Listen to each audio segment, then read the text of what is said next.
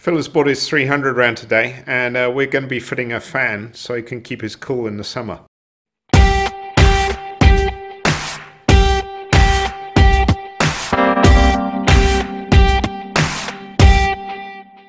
If you're considering whether you need to fit a fan kit to your bike, you should probably think about what type of riding you do. If it's mostly fast and flat, then the bike probably doesn't run that hot, especially if it's a two-stroke.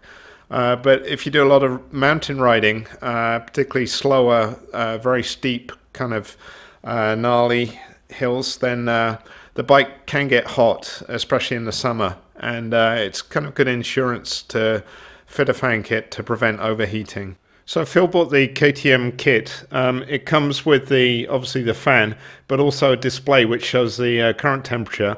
And then using this, you can set the high temperature where the fan switches on. It comes with a wiring harness which plugs into the factory connector just under the tank. Some mounting bolts and instructions, and also there's a thermal sensor which slots into the radiator. So to install the kit, you need to take the seat and tank off and then drain the coolant and remove the right hand side radiator. Okay, we've removed the seat, as you can see. Next we want to take the tank off, and you can take the tank off with the shrouds attached. So just remove the bolt that goes through the tank, and then there's two bolts on either side at the front. Remove those, and then you can lift the tank and the shrouds off together and save some time. Obviously you need to disconnect the fuel line.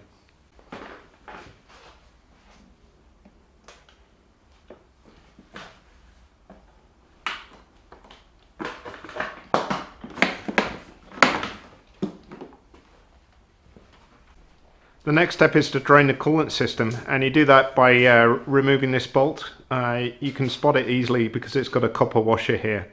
So just remove that, drain the coolant into a bucket, and you'll want to loosen the radiator cap or take the cap off so it drains quickly. Okay, so Phil's going to remove the drain bolt.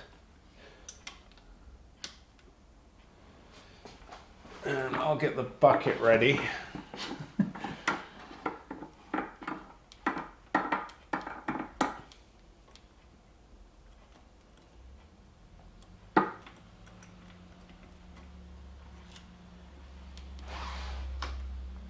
And then loosen the cap. Ready?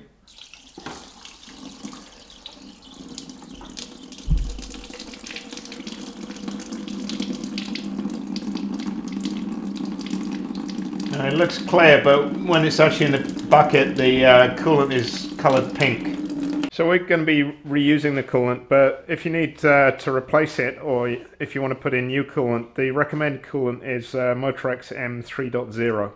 And then once you've drained the coolant, you can reinstall the drain plug, and the bolt needs to be torqued to 10 Newton meters. So Phil's now removing the radiator. It's pretty easy, just two bolts hold it to the frame. And then the top and bottom radiator hoses you just loosen, and then you can remove the radiator.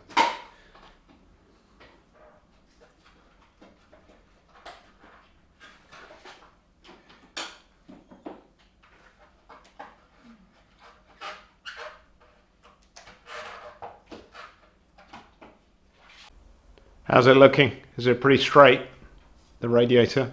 Oh dear, banana shaped. What happened there? Put the radiator on the bench and you can see how bent it is. So what we're going to do is Phil's going to hold the radiator, and then I'm just going to use a tool and gently hammer this edge down, and it should straighten up quite nicely.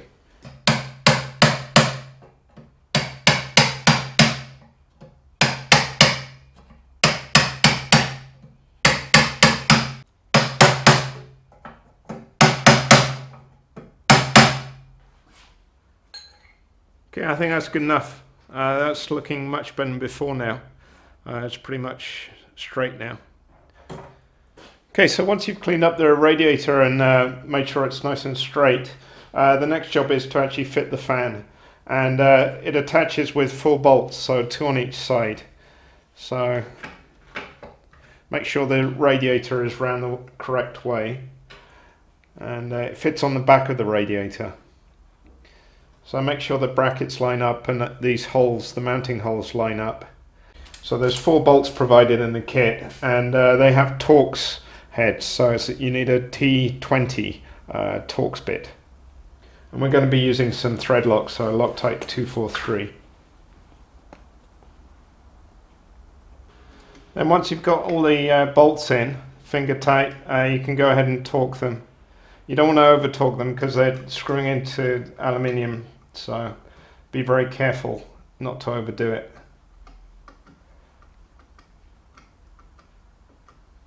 It's a good reason for using thread lock to hold the bolts in place, so you don't need to torque them up too high. The next step is to fit the thermal sensor into the fins of the radiator. So you need to decide exactly where you're going to fit it, and we've decided we're going to fit it just here. So the kit comes with some heatsink compound, which is thermal grease, and the purpose of this is to basically seal out any air between the thermal sensor and the fins, which would increase the thermal resistance. So you want to coat this with the thermal grease, and then just slide it into the fin where you're going to fit it. So we're going to fit it in that one, and then gently push it down. You might need to tap it gently with a hammer.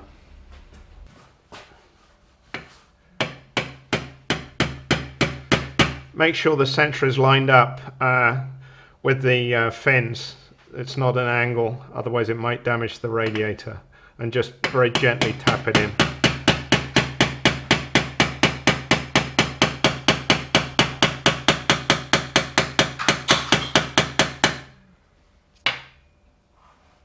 Okay, that looks good. While you have the fan off, you can set the temperature to Celsius or Fahrenheit. We've set it to Celsius, and you can also set the fan on temperature. So we've set it to 95 degrees C, which I think is a good temperature.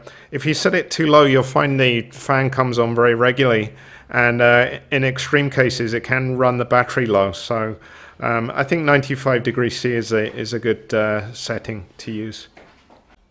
Okay, so we're ready to fit the radiator back on with the fan, but to do that you need to identify where to plug it in. So there's a connector underneath the tank just here, and it's a 2-terminal connector, pretty easy to identify, and the fan just plugs straight into this. Okay, so Phil is in charge of reassembly. Let's see how he does. Don't forget to plug the connector in, Phil. This one here? Yep. Gotcha. Do it now, so it's out of the way.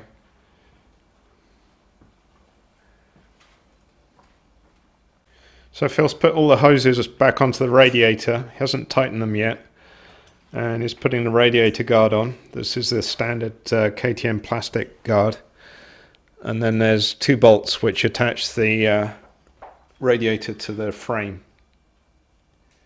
So Phil's doing up the radiator bolts which attach it to the frame.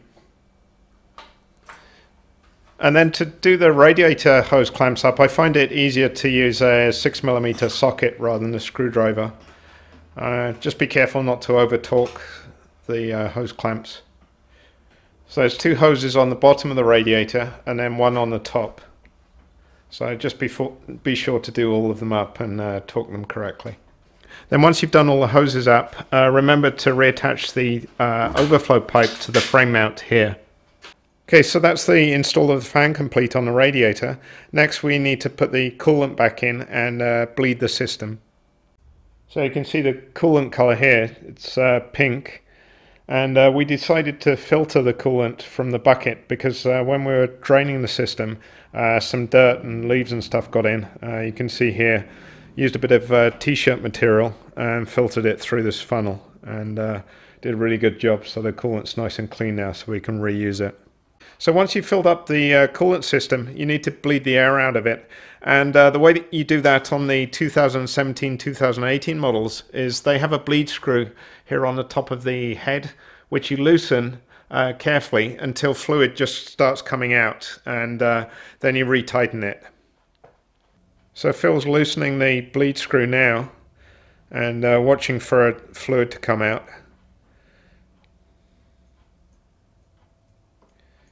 And you need to be careful not to loosen it too much, because there you go, maybe a little bit more, and you can see the fluid bubbling a bit and the air's coming out, and there you go, that's quite a bit.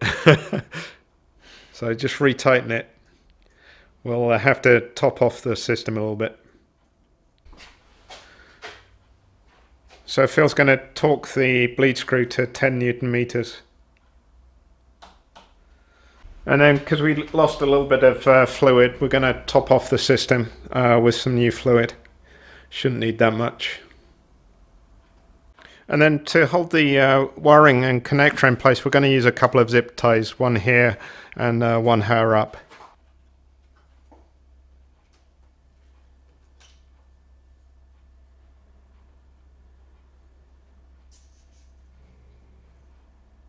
Okay, so that's the coolant system bled and all the wiring tidied up, so we're ready to put the tank back on.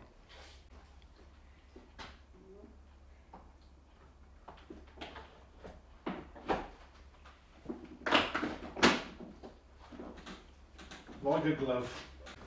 When refitting the tank, I like to put the central tank bolt in first to position the tank correctly, and then do the radiator shroud bolts up after that. When you're fitting the radiator shroud bolts, be careful to line everything up correctly, otherwise you can easily strip out the threaded inserts.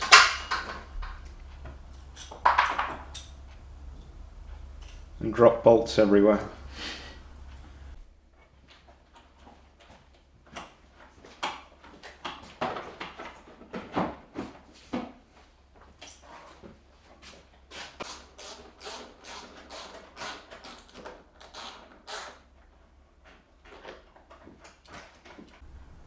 Okay, so that's the install complete. All we need to do now is run the engine for a little while and recheck the fluid levels. But here you can see what the fan looks like installed. It's displaying the current temperature.